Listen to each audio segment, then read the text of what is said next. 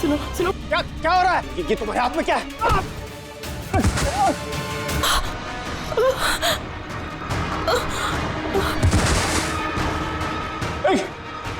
गोली मार दी, गोली चला दी।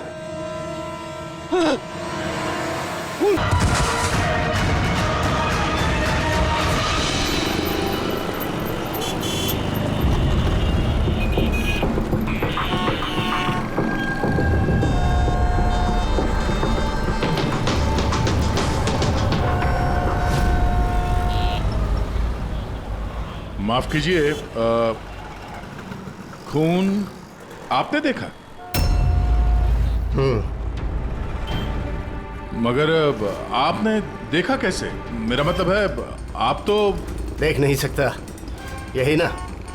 जी हाँ, तो फिर मतलब आपने देखा कैसे खून होते हुए? इसकी मदद से। इसकी मदद से?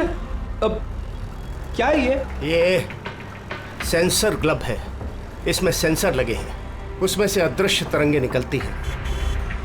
उन तरंगों के सामने जो कुछ भी होता है उससे टकरा कर वो वापस लौटती हैं। उससे मुझे पता चल जाता है कि मेरे सामने क्या हो रहा है। यानी एक तरह से ये आपकी आंखों का काम करता है? हाँ, आप ऐसा कह सकती हैं। अरे मगर ये कैसे हो सकता है? हो सकता है। एक मिनट,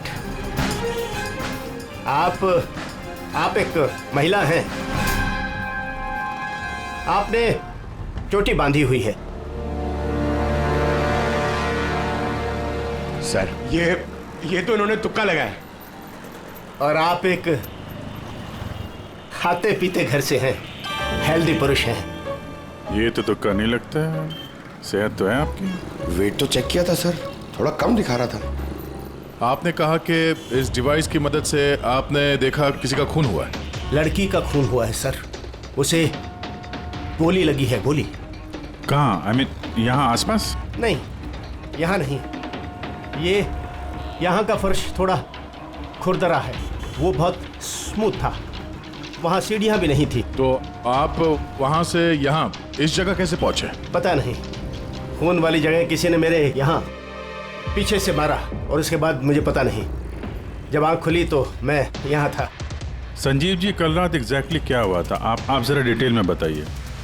दरअसल मैं बांद्रा की तरफ जा रहा था तो अंधेरी किसी सिग्नल पर मेरा ऑटो रुका। ये क्या था? ये क्या था? ये क्या? अरे इधर अंदर से लड़की की चीख सुनाई नहीं दी तुमको? ठीक है चीख? हाँ। आप क्या बात कर रहे हैं साहब? फिर आए क्या बात कर रहे हो साहब? अरे अच्छा, ये तुम रखो, ये रखो। खून वाली जगह जब मैं पहुंचा तो मैंने देखा कि एक लड़का एक और लड़की थी। लड़के के हाथ में पिस्तौल थी, गन। दोनों झगड़ा कर रहे थे, हाथापाई कर रहे थे। बस उसके बाद जब मेरी आंख खुली तो वो लड़के मेरा दस्ताना चोरी करने की कोशिश कर रहे थे और मैंने उन्हें पकड़ लिया।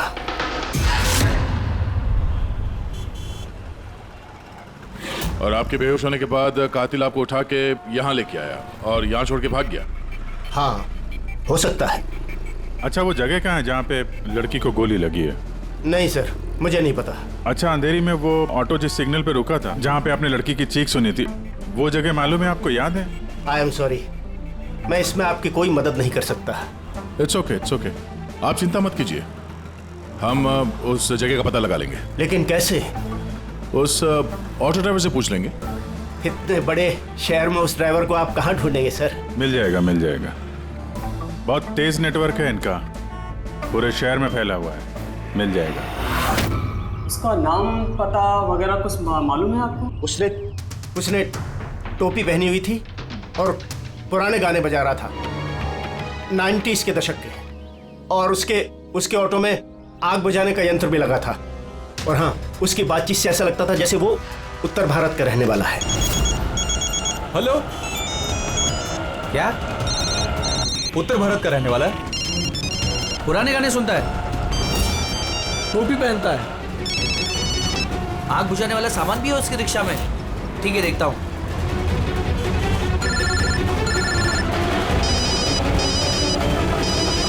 हेलो। अरे राजू, हाँ भाई। अरे सीआईडी एक ऑटो रिक्शा वाले को ढूंढ रही है जो टोपी पहनता है और जिसके ऑटो में फायर एक्सटिंग्विशर लगा हुआ है। टोपी हर्षद होगा भाई। हाँ राजू बोल। हर्षद, कल रात को तू अंधेरी सिग्नल पे था क्या? हाँ था ना, बोल। उधर से कोई पैसेंजर उतरा था क्या? हाँ लेकिन वो तो अंधा था ना। क्यों, क्या हुआ उसको? अरे यार, उसके साथ एक हादसा हो गया। सीआईडी वालों के साथ आया हुआ है, तुझसे मिलना चाहता है। सीआईडी? संजीव जी, जी जरा देखिए जरा ध्यान से, ये ऑटो वाला है, कुछ पता चलता है आपको? हाँ सर, इन्हें तो मैंने छोड़ा था। हाँ, ये यही है, यही। सर मैंने कुछ नहीं किया सर, अब मुझे कोई चीख सुनाई नहीं थी। और हाँ, इन्हें चीख सुनाई दी थी, लेकिन सर मेरी बीवी बीमार थी, इसलिए मुझे हॉस्पिटल जाना था, इसलिए मैंने छोड़ के चला गया। डरो मत, तुम्हें कोई कुछ नहीं कहेगा। ये बताओ कि इनको यहाँ पे कहाँ पे छोड़ा था तुमने? ये सिग्नल पे छोड़ा सर। और यहाँ सिग्नल से ये किस तरफ गए साहब? ये सामने वाली गली में गए सर। ठीक है, तुम जाओ। Thank you very much, thank you. आइए आइए संजीव। संजीव जी।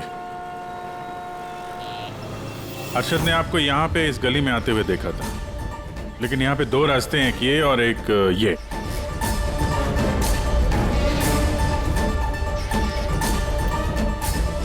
कुछ याद है आपको, किधर गए थे आप? संजीव जी जरा ठीक से सोच के बताइए कि आपने इनमें से कौन सी गली ली थी?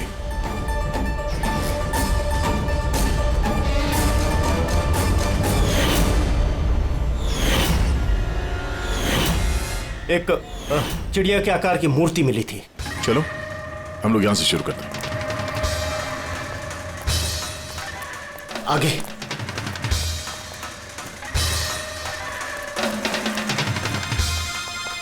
सर ये देखिए। संजीव जी, क्या यह है वो मूर्ति? हाँ हाँ, यही। अभिजय सर, मूर्ति मिल गई। ये क्या? ये गुड। ये अच्छा, इसके बाद संजीव जी, इसके बाद कुछ याद है? इसके बाद कहाँ गए थे आप? 3 गोले दिखाई दिए। तुम लोग इस तरफ देखो, हम इधर देखते हैं।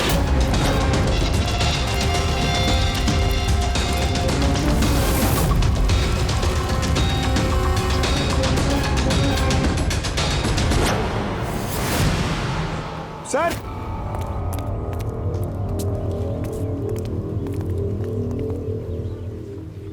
हाँ, यही वो राउंड शेप में, एक के नीचे एक। इसके बाद इसके बाद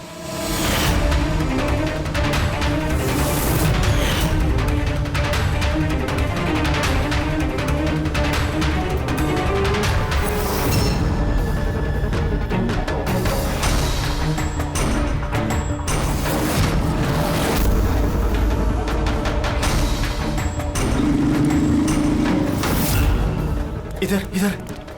हाँ, ये संभाल के। अरे सर, घूम फिर के वहीं आगे जहां से हमने शुरू किया था। तभी तो संजीव जी को आवाज सुनाई दी।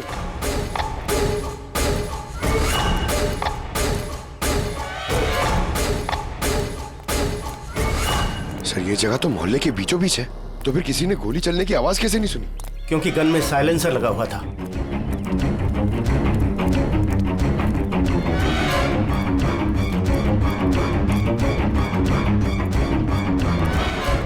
आई, एक स्टेप है, संभाल के।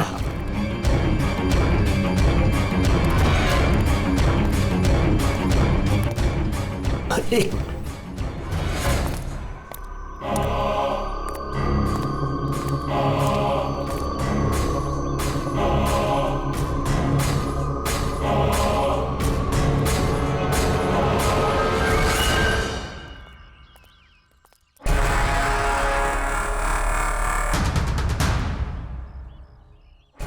क्या हुआ?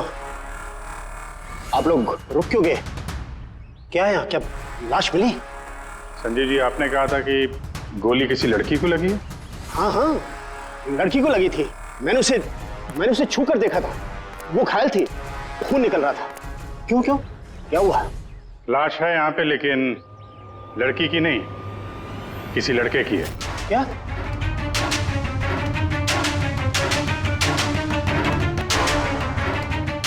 Is dead. लगता है ये वही है। जिसने उस लड़की को मारने की कोशिश की? सर संजीव जी के मुताबिक यहाँ पर 2 गोलियां चली थी। शायद ये दूसरी गोली से मरा।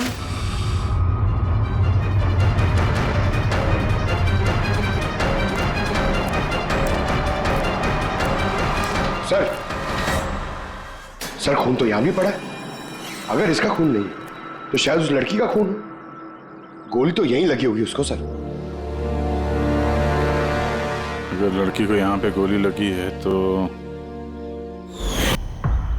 आपने कहा था आपके सिर पे किसी ने पीछे से वार किया, तो ये दूसरी गोली चलने के बाद आपको लगा था या दूसरी गोली चलने के पहले? नहीं, दूसरी गोली चलने के बाद।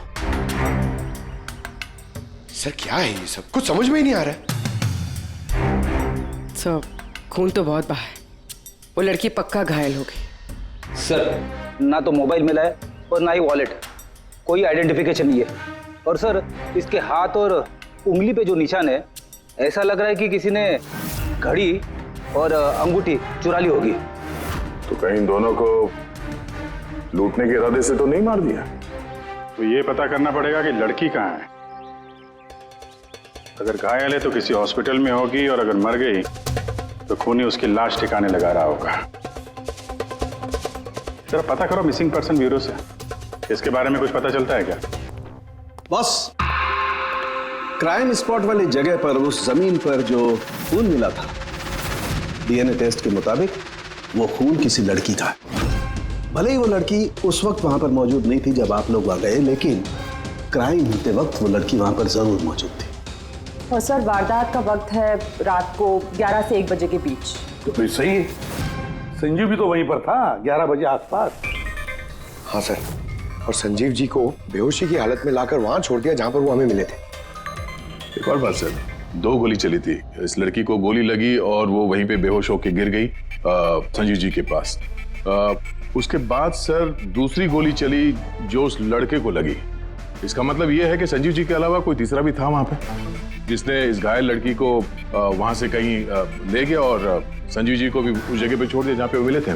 हमने आसपास के एरिया में पता लगाया सर, वहाँ किसी ने भी किसी लड़का लड़की को आते या किसी घायल लड़की को जाते नहीं देखा। अच्छा, सर एक बात बता, अगर खूनी ने संजीव को क्राइम सीन से उठाकर उस जगह पे रख दिया जहाँ पे वो हमें मिला था, तो फिर हो सकता है उस आदमी के ट्रेसेस संजीव के कपड़ों पर हो।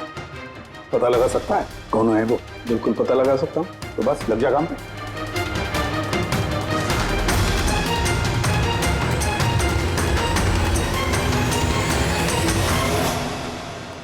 सर हाँ, लाश की पहचान हो चुकी है। उसका नाम अनिकेत है सर। उसके घर वालों ने उसके गुमशुदा होने की रिपोर्ट लिखवाई थी।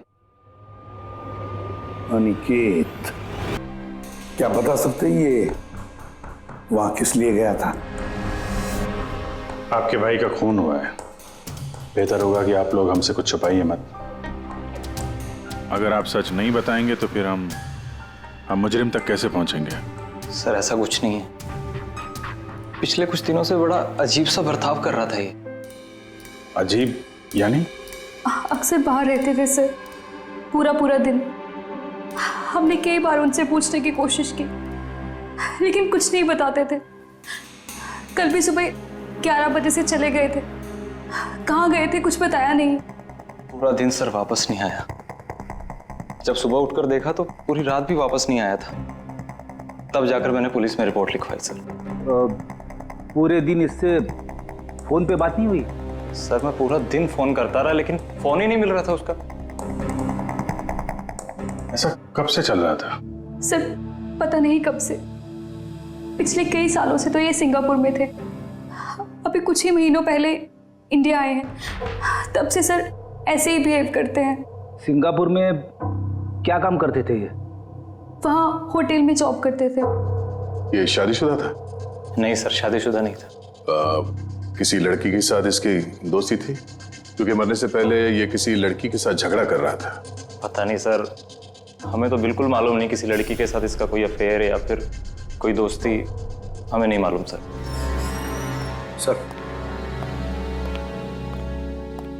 सर इन लोगों से अनिकेत का नंबर लिया और कॉल रिकॉर्ड्स चेक किए सर। उसमें पता चला कि एक भी लड़की का नंबर नहीं था सर, सिर्फ मर्दों से बात करता था और ज्यादातर वो उसके साथ काम करने वाले थे। और सर मौत से पहले भी उसने किसी को फोन नहीं किया था अपने फोन से। एक भी लड़की का नंबर नहीं, ये तो बड़ी अजीब बात है। सर सीधे साधे आदमी थे, सिर्फ अपने काम से ही मतलब रखते थे। ठीक है, आप लोग जा सकते हैं। अगर जरूरत पड़े तो आपको फिर से बुला लेंगे। सर कल कारखाने जाने से पहले ये अनिकेत पूरा दिन एक ही जगह पे था। कौन सी जगह? Sir coffee shop. सर इसके क्रेडिट कार्ड रिकॉर्ड से साबित होता है कि इसने पूरा दिन उस कॉफी शॉप पे अपना क्रेडिट कार्ड स्वाइप किया था। हाँ सर, इसके फोन की लास्ट लोकेशन भी वो कॉफी शॉप ही थी। कौन सा कॉफी शॉप है ये? पीलो कॉफी शॉप। जाओ इस पीलो कॉफी शॉप में और पता लगाओ ये दिन भर वहां बैठकर कर क्या रहा था। अच्छा।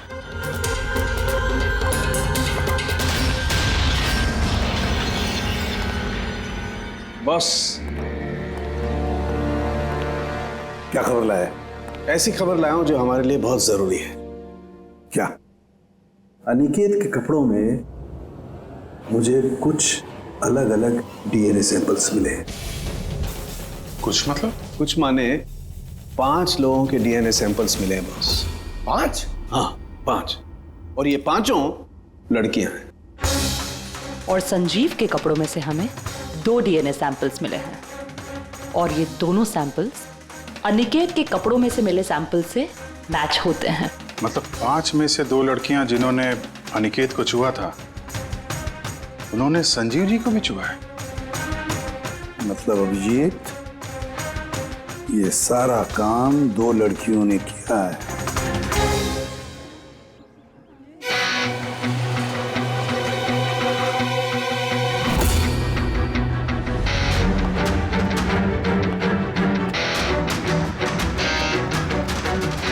जरा ये फोटो देखिए, आप इसे पहचानती हैं? कल ये पूरा दिन यहाँ आपके कैफे में ही था। हाँ सर, ये कल पूरा दिन यहीं पर था और कुछ रात को 10:30 के आसपास यहाँ से निकला था। ये अकेला था या कोई और भी था इसके साथ? मीतू, इधर आना जरा। जरा ये फोटो देखना, ये आदमी कल यही था ना? तो इनको बताओ कि ये अकेला था या फिर किसी और के साथ में था। ये तो अनिकेत है। ये कभी अकेला नहीं आता था, हमेशा भीड़ साथ लाता था। औरतों और लड़कियों की भीड़। और सिर्फ कल नहीं, ये हमारा रेगुलर कस्टमर है, अक्सर यहाँ आता है। और ये हमेशा वही लड़कियों के साथ आता था या अलग अलग? अलग अलग आती थी सर, दिन में कम से कम 3-4। काफी पहुंचा हुआ बंदा था ये। एक बार मैंने उसे पूछा भी था कि इतनी सारी लड़कियों से दोस्ती हुई कैसे, तो उसने मुझे बताया था कि उसके मोबाइल में एक ऐप है, कोई डेटिंग ऐप, वहीं उसे ये सारी लड़कियां मिलती थी।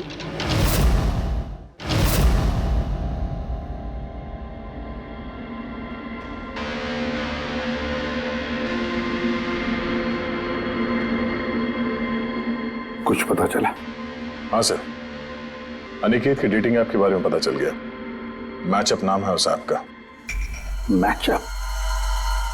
कहीं ये शादी करवाने वाले जैसे कुछ ऐप तो नहीं? हाँ वैसा ही कुछ है, लेकिन अनिकेत ने इस ऐप का गलत फायदा उठाया। उसने इस ऐप के जरिए कई सारी लड़कियों से कांटेक्ट की, उनसे दोस्ती की, पर शायद शादी वो किसी से भी करना नहीं चाहता था, सिर्फ टाइम पास कर रहा था। ये चैटिंग सिर्फ इस ऐप पे होती है और किसी के भी नंबर्स है नहीं इस ऐप पे। सर, हमने ऐप डेवलप करने वाली कंपनी से 4 लड़कियों के बारे में पता लगाया है जिनसे अनिकेत सबसे ज्यादा टच में था। इनफैक्ट हत्या वाले दिन भी वो इन लोगों से कैफे में मिला था। वो भी बात कर रही है इनसे। इनमें पहली लड़की है मोना। हाँ, मैं मिली थी उससे कॉफ़ी शॉप में करीब 4 बजे। कॉफ़ी पी थी एंड थोड़ी बातें भी की थी हमने। फिर मुझे निकलना पड़ा, कुछ काम था मुझे अर्जेंट। सर, इसका कहना है कि कॉफ़ी शॉप के बाद ब्यूटी पार्लर गई और वहाँ से एक मूवी के प्रीमियर पे। दूसरी है रूपाली। तो बताइए, आपकी क्या कहानी है? वो बहुत दिनों से पीछे पड़ा था, मिल लो। बहुत ही बोरिंग था, आई टेल यू। एक कॉफ़ी मैंने बहुत मुश्किल से झेली उसके साथ, और जैसे ही कॉफ़ी ख़त्म हुई मैं तो वहाँ से निकल गई थी। उसने बताया कि सर वो अनिकेत से 6 बजे मिली थी और उसके बाद फैमिली फंक्शन अटेंड करने अंधेरी गई थी। और ये तीसरी अंजू है सर। उसके साथ तो वक्त का पता ही नहीं चला। कितनी प्यारी बातें करता है वो, पता है हमने ढेर सारी बातें की। अचानक से उसने कहा कि उसको कहीं जाना है। हमने डिसाइड किया कि हम अगले हफ्ते फिर मिलेंगे, और फिर वो चला गया। ये लड़की कॉफी शॉप से बाहर निकली नहीं। इसके स्टेटमेंट के मुताबिक ये कॉफी शॉप में ही बैठी रही, कॉफी शॉप बंद होने तक, 12 बजे तक। सर इनके स्टेटमेंट्स हमने क्रॉस चेक किए, सच ही बोल रही हैं। सर संजीव जी के हिसाब से लड़की को गोली लगी थी। अब इन तीनों को चेक किया है, उनमें से तो कोई घायल नहीं। तुमने 4 लड़कियों का जिक्र किया था, ये चौथी लड़की कौन है, कहाँ है वो? सर चौथी लड़की है एरिका। हमने इस ऐप पे उसे कांटेक्ट करने की कोशिश की पर उसने अभी तक रिस्पॉन्ड नहीं किया। काम करो, इस एरिका से जाकर मिलो।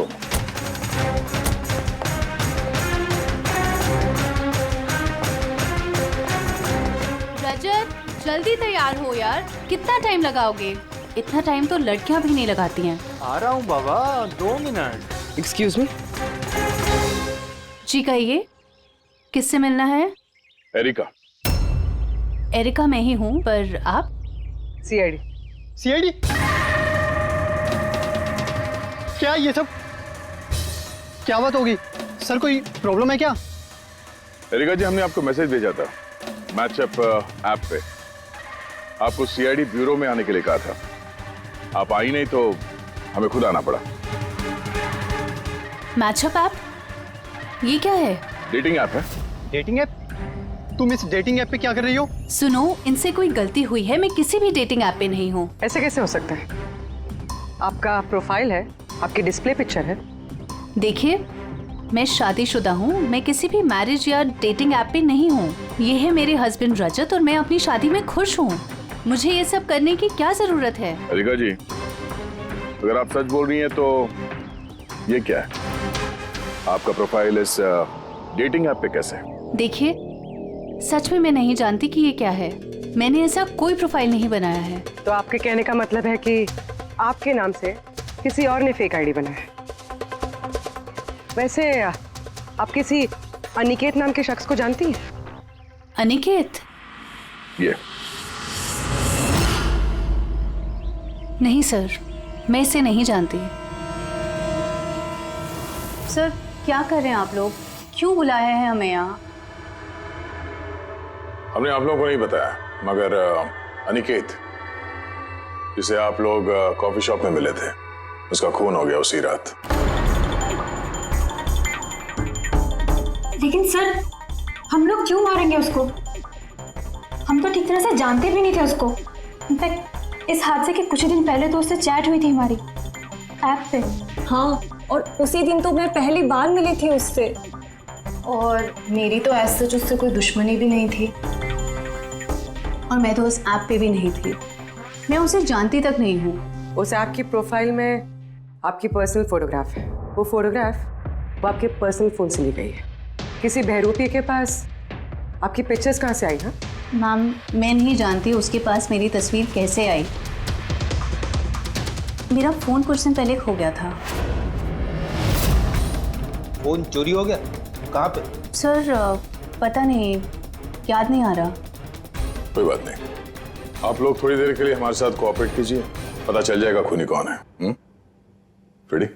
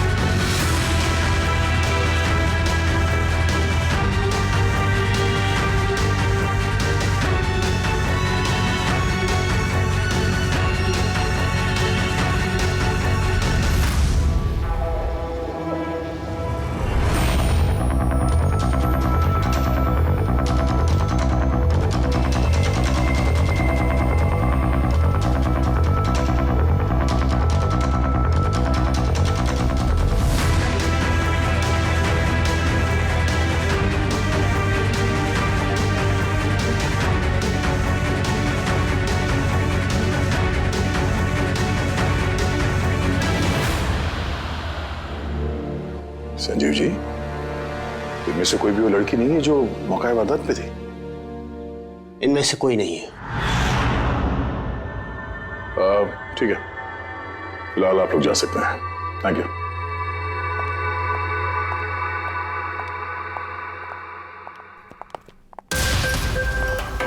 नहीं सर, इनमें से तो कोई नहीं है। सर बाकी तीनों की तरह एरिका को भी कोई चोट नहीं है, लेकिन वो लड़की घायल थी।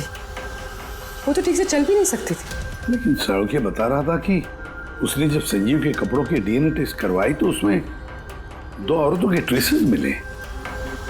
चलो एक घायल हो सकते मगर दूसरी लड़की, वो तो इन चारों में से कोई एक हो सकती है।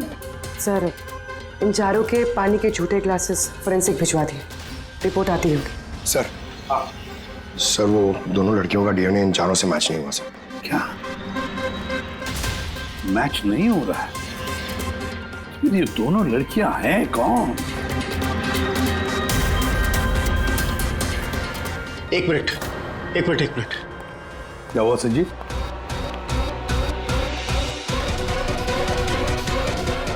एसीपी साहब, मैं इस महक को पहचानता हूं। महक को? मेरा आफ्टर शेव होगा सर। नहीं, ये वो महक है जो मैंने खून की जगह पर महसूस की थी। ये वही है। कॉफी और चाय?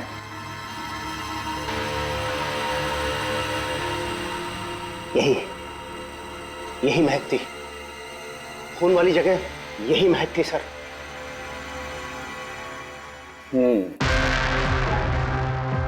और मुझे पंकज की कमीज की आस्तीन पर कॉफी के दाग मिले। हाँ सर, वो सुबह कॉफी बना रहा था ना तो थोड़ी गिर गई थी। मतलब सालुंके साहब, क्राइम सीन पे कॉफी और चाय की मिलीजुली महक थी? क्राइम सीन पे या कातिल पे? चाय और कॉफी की मिली जुली स्मेल किसी इंसान से तभी आ सकती है जब वो बार बार चाय कॉफी बनाता हो, जैसे कि कोई कुक या फिर कॉफी शॉप में काम करने वाला, जैसे पीलो कॉफी में। पूर्वी एक काम करो, एरिका से पूछो क्या उसका फोन पीलो कॉफी शॉप के आसपास खोया था क्या? सर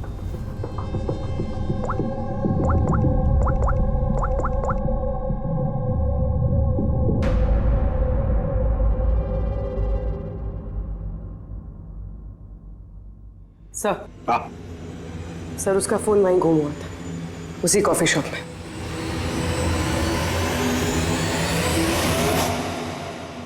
ये लड़की ये यहाँ पर अक्सर आती है ना? हाँ, इसको देखा तो है यहाँ। इसका फोन गुम हो गया, तो जब इसका फोन गुम हुआ था यहाँ पर ड्यूटी पे कौन था?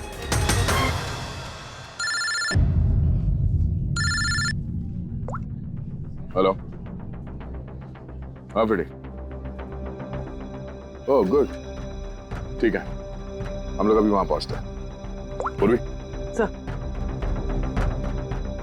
फ्रेडी का फोन था, उस हॉस्पिटल का पता चल गया जहां उस घायल औरत को एडमिट किया। सर वही औरत जिसने अनिकेत का खून किया? हाँ वही, हमें अभी वहां जाना होगा। सर अभी हमें निकलना होगा, लेकिन जब तक हमारी पूछताछ पूरी नहीं हो जाती कोई भी कॉफी शॉप छोड़ के जाएगा नहीं।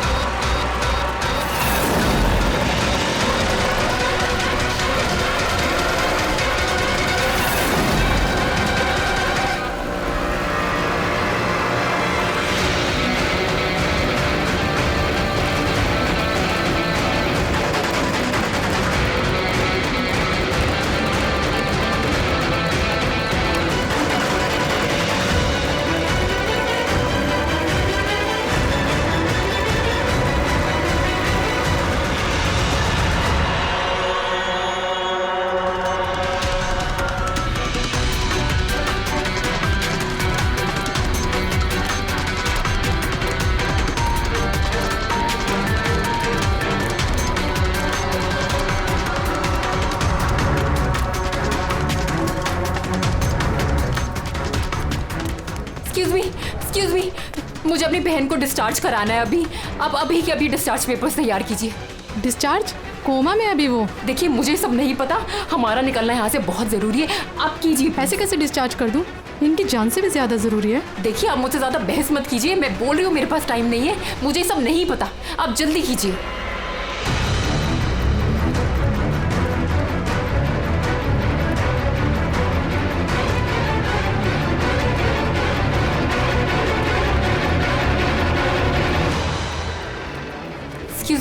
एक्सक्यूज मी, मुझे अपनी बहन स्वप्ना को डिस्चार्ज कराना है अभी के अभी। आप प्लीज उनका बिल पेमेंट बताएंगी पूरा? Excuse me. लगता है बहुत जल्दी है आपको।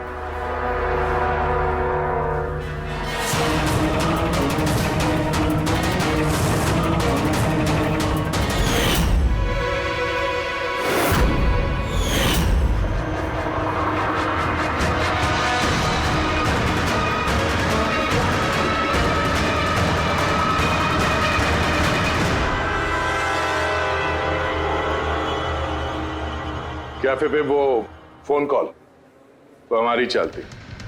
हम देखना चाहते थे कि घायल लड़की की झूठी खबर के झांसे में कौन फंसता है। और तुम फंस गई। ये भी नहीं देखा कि सीआईडी तुम्हारा पीछा कर रही है। तुम खुद हमें यहाँ पे लेके आएंगे और अब भागने का कोई फायदा है नहीं, इसलिए तुम्हारे लिए बेहतर यही होगा अपना जुर्म कबूल कर लो।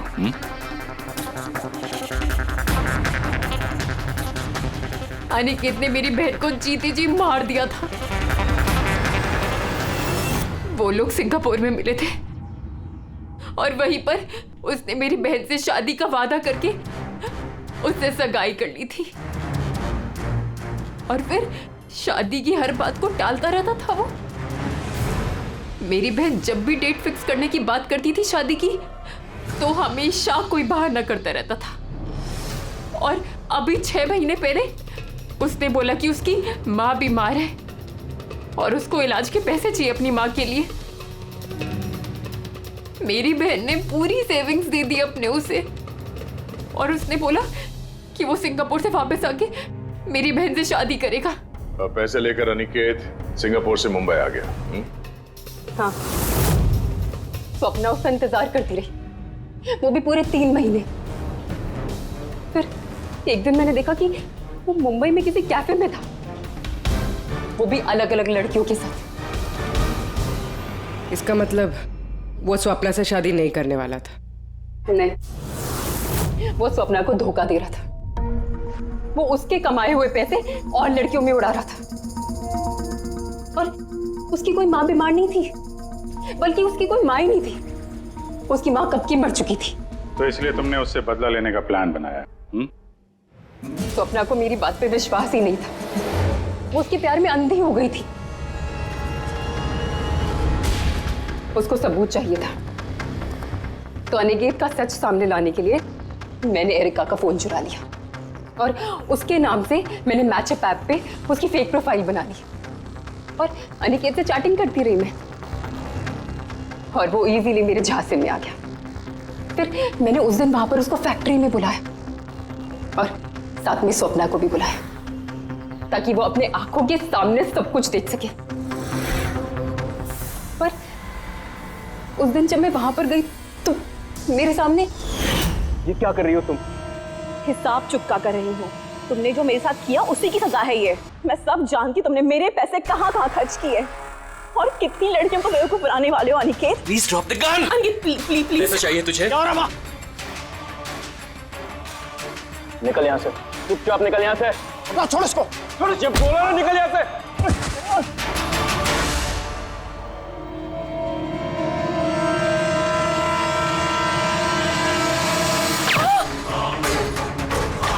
गोली मार दी, गोली चला दी। तुम्हें पता है अनिकेत की लाश तक हमें उसी संजीव ने पहुंचाया। वो देख नहीं सकता था, लेकिन उसके संवेदी दस्ताने, सेंसिटिव ग्लव्स आंखों से कम नहीं। बदले की भावना में तुमने अनिकेत का खून कर दिया, लेकिन अब सारी जिंदगी जेल में गुजरेगी। और तुम्हारी बहन स्वप्ना, जिसके लिए तुमने ये सब किया, एक तो पहले से ही कोमा में है और जब कभी भी कोमा से बाहर आएगी तुम्हारे पास ही पहुंचेगी, जेल की सलाखों के पीछे।